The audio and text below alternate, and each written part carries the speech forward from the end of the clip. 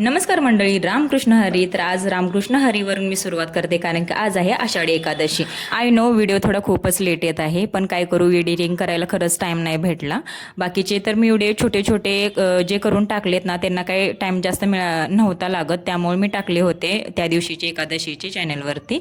पण जो मला मिनी ब्लॉग तयार करायचा होता ना, त्याच्यासाठी एडिटिंग, व्हॉइस ओव्हर वगैरे त्याच्यासाठी जास्त वेळ लागतो, त्यामुळे मी केला नाही. आणि आजचा दिवस मला खूपच छान गेला, कारण दिल्लीत राहून सुद्धा मला विठ्ठलाचं दर्शन घेता येईल असं कधी वाटलं नव्हतं. आणि मला इथं आल्यानंतर माहीत झालं की इथं पण आषाढी एकादशी निमित्त कार्यक्रम घेतला जातो आणि खरंच खूप मोठा असतो, खूप छान असतो वगैरे. सकाळच्या तर टाईममध्ये पूजा आरती वगैरे झाली होती, त्यावेळी आम्हाला काही जाता आलं नव्हतं, कारण त्यांची मॉर्निंग ड्युटी होती. त्यामुळे आम्ही दुपारी 4 नंतरनं गेलो.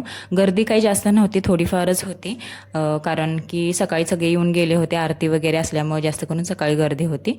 आणि आता पण होती थोडीफार, पण ये जा वगैरे माणसं करत होती. त्याच्यानंतरनं मग 7 वाजले होते आम्हाला. तिथेच आम्ही थोडा वेळ बसलो, मुलं वगैरे खेळतात म्हणून भजन कीर्तन वगैरे चालू होतं तिथं. मग म्हटलं आता घरी जाऊन फराळ करण्यापेक्षा इथं प्रसाद आहे, आपण इथेच फराळ वगैरे करू आणि मग घरी जाऊ.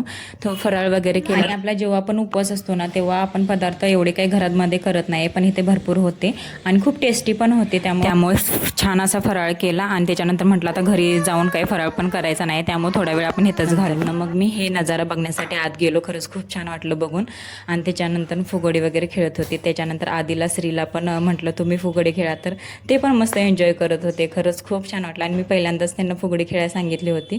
माझ्या काही कधी मनात आलं नव्हतं की फुगडी वगैरे कधी खेळायला लावेन वगैरे त्यांना, पण आज सगळी खेळत होते, म्हटलं ह्यांना पण खेळा.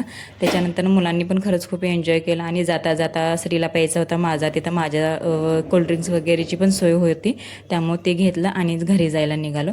तर असा होता माझा आजचा दिवस स्पेशल. तर तुम्हाला व्हिडिओ कसा वाटला कमेंटमध्ये नक्की सांगा. आवडला असेल तर लाईक करायला विसरू नका. आपण भेटू नेक्स्ट व्हिडिओमध्ये, तोपर्यंत बाय.